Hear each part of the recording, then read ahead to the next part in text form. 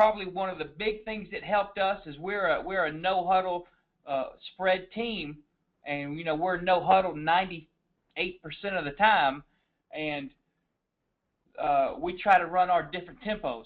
We try to have our normal tempo where we get lined up fast and see what the defense gives us, check back to the line, check back to the sideline, and then either run the play or change it to another play.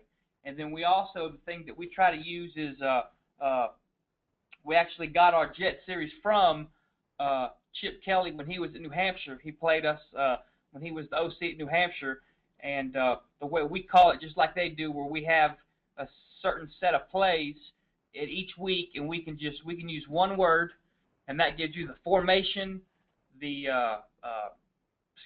formation, the snap count, and the play with just one word. And we go into each game with somewhere between 4 and 10 of them, depending on what we have that week. And the biggest problem we would run into it, and I'll give you a great example of this, is that sometimes when you do that, you're not checking back to the sideline, and even though the defense isn't set, if you got out, something like outside zone to the right called, and they're lined up for that, you're SOL, because the quarterback's not checking back. You can't change the play. And sometimes the defense just hits the right button, and they're lined up right, and you're a 2-yard loss. And you feel like an idiot when that happens. We played Delaware out at home, I guess about 5 years ago, and we had about a 30-yard pass against them downfield, and we were running up, and we lined up in trips to the field, and we were going to run speed option that way, and we had them. They had one guy out there covering 3 wideouts, and we were fixing to run speed option to it. So not only were we going to run that way, we had 2 uncovered. We could have backpedaled into the end zone. And right before, as soon as we got snapped up, the free safety, the strong safety, and the outside linebacker all noticed it at the same time. And right when we snapped the ball, all 3 of them were running down there because they saw 2 guys uncovered. And they just, you couldn't ask for them. They had 3 guys running right where the play was. And it was a 2-yard gain, and it was 3rd and 3, and we felt like idiots. Or if we could have checked the play, you'd like to think we could have got out of it. And sometimes the defense, they get the chalk last, and we don't like that as offensive coaches. We want to get that chalk last. Get that out of the screen. I didn't see that. All right. And then the other thing is, the big thing is there's more than one correct decision for the quarterback. Quarterbacks you have either wrong or right. Well, with our thing, the quarterback has 3, 4, sometimes 5 different decisions that he can make, and not necessarily all of them are wrong. Okay, and there might be 2 of them that are right. And that way he doesn't have to. There's a lot less pressure on the quarterback. All right, when you just got to go 2 out of 5 to get it right. It feels better.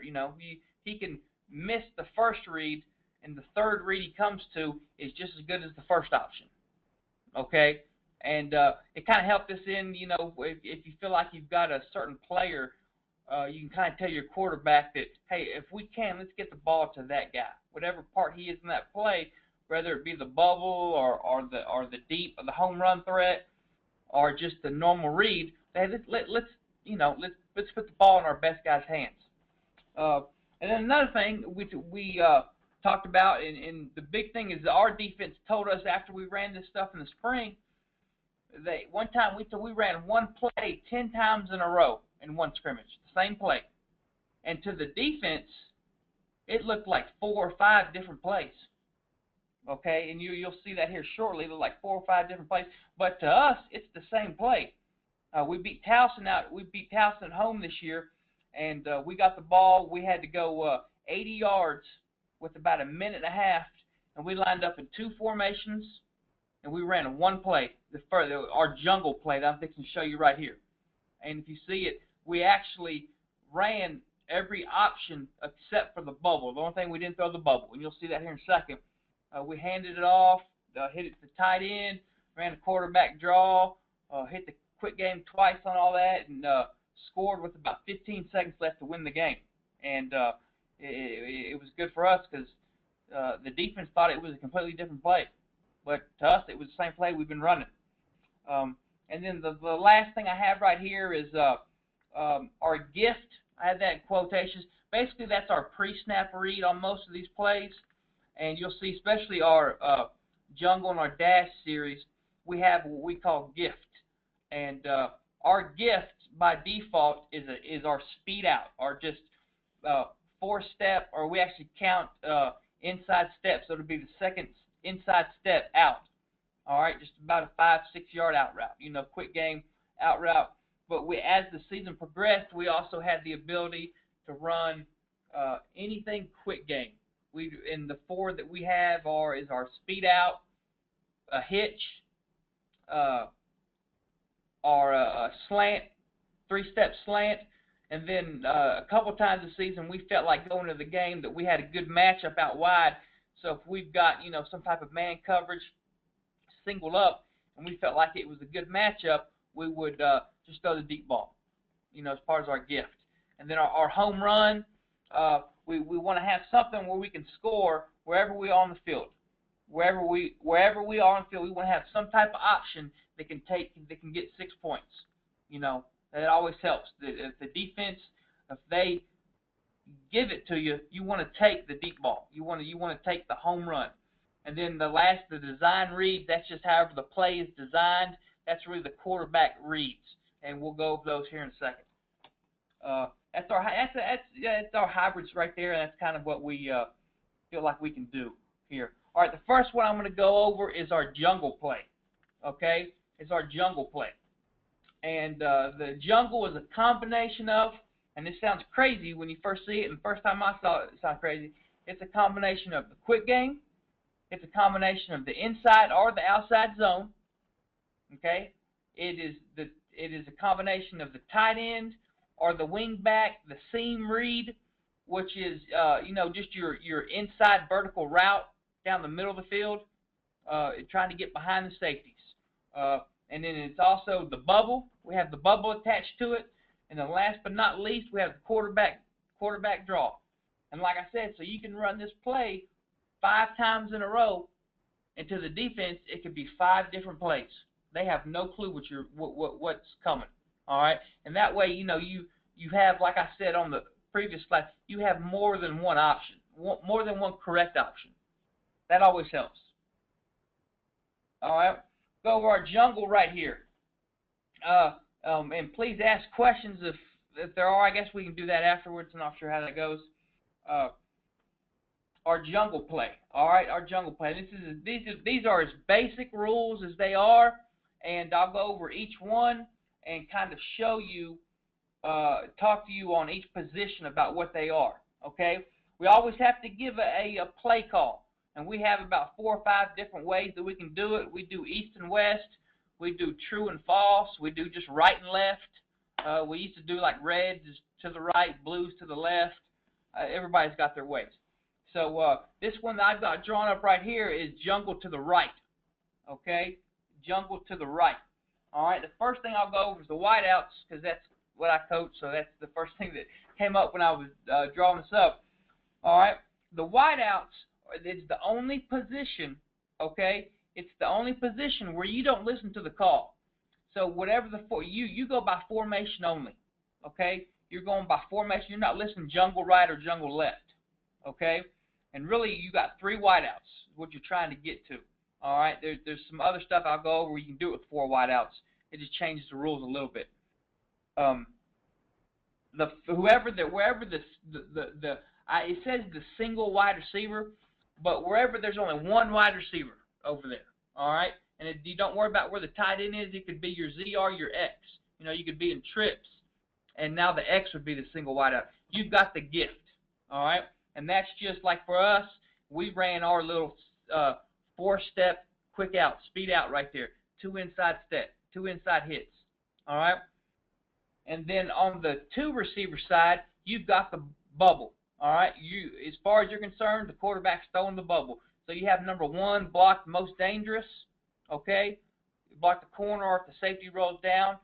And then you have number 2, just run your bubble. I know everybody kind of runs their bubble a different way. The way we do at JMU, we turn and run to the sideline for 3 steps, turn around and backpedal. And then once we catch it, we tell our guy it's an ISO. All right, you don't have to go outside or inside. Read your block, get upfield, get vertical, make a play. All right. Now the tight ends, they've got the seam read. All right, they've got the seam read. As far as they're concerned, it is a pass play, and you're getting the ball every time. All right, this is your home run threat. This is where you want to hit your home run. All right, we hit Rhode Island twice this year on the second play of the game and like the fifth play of the game. Both of them were 60-yard touchdown passes to our tight end on this. And what we did was, it's a seam read, and you can get as fancy as you want on how you coach it. We just told our guys, get open. You know, if it's a one safety, pre-snap, you can look up there. If there's one safety, obviously you want to stay away from the safety, so you're probably going to stay more on the hash, okay, more on the hash. If it's a two safety look, we told them to do what we call two. You want to push towards your safety, all right? Once you clear your second level, you know, the linebackers or that second level defenders, then you want to kind of tube to the middle of the field and get open, all right? And in a perfect world, that safety is coming flying up on the play fake, and you are running right past the guy, which that's your home run. That's when you hit big plays on that one. And then for the offensive line, it's really not that.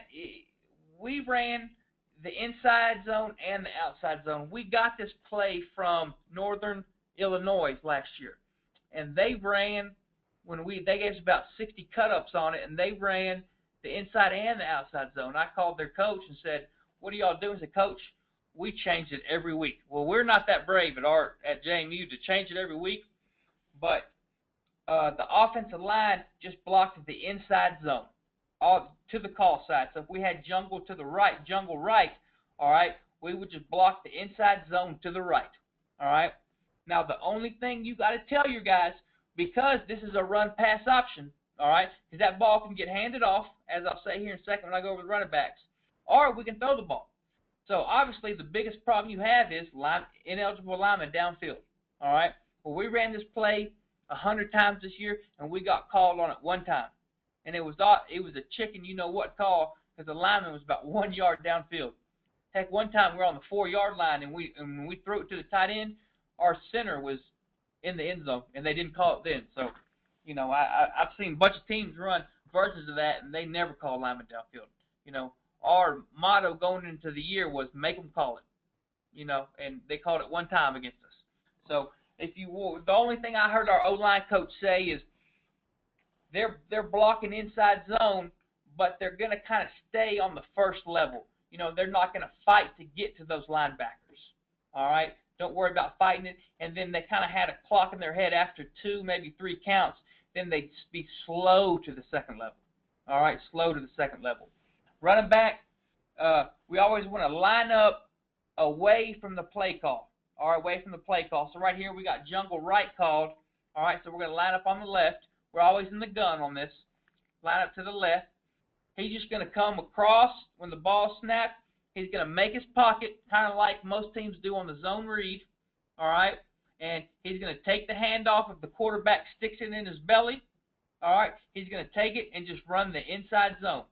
All right, the only thing that we changed on this versus if we called the inside zone, we always made our back stay on the play side. All right, our inside was kind of a backside A to B play where he was reading the first guy past the ball to the right. Now he's just going to stay on the play side. We try to hit that B to C gap over on the play side. All right, that's kind of where the money was made on that. And then if the quarterback pulls the ball, or if the ball's thrown to the gift, okay, he just blocks the first thing that shows up. All right, first wrong color jersey. We kind of would tell him to stay tight to that tackle's hip, because a lot of times that end would come down on a crash stunt or something like that, and just mess up a lot of things. And I know some of high schools you can't cut, but we told our guys just cut them, chop them up. That's, for colleges we can do that. I know high schools you can't, so that changes things a little bit. All right, excuse me.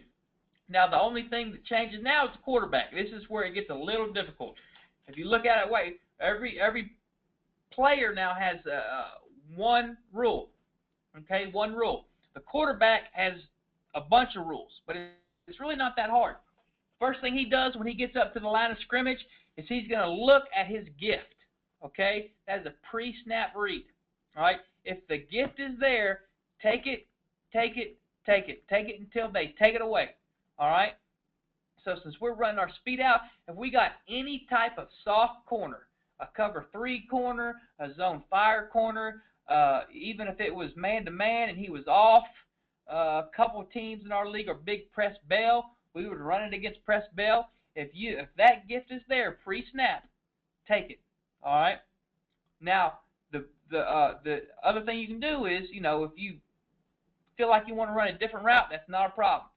Like I said, a couple games this year, we felt like we had a good matchup out wide, so we gave our quarterback, said, look, on first down when we call jungle, if you look out there and you got one-on-one with, number 6 versus their 15, hey, motion, hey, give them a signal for a takeoff, and let's take a shot.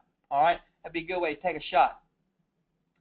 But the big thing is if before the snap, if the quarterback looks out there and they've got some type of rolled up coverage, all right, press, cover 2, whatever it is, all right, the corner is not giving you that, just cancel that, just put white out over there. He is no longer involved in the play, all right. Now, if we're not going to take the gift, now you got it your post-snap read, all right. The only thing that can change here is that tight end can be on the play side or away from the play side, or he can be on the back side, all right. Well, if the tight end, is on the play side, which the one on the screen right where he is, you're going to read the coverage, all right. You're going to read the coverage, and we'd always tell the guys what you want to do is you want to kind of keep your eyes peeked on that safety, all right. Keep that eyes peeked on that safety.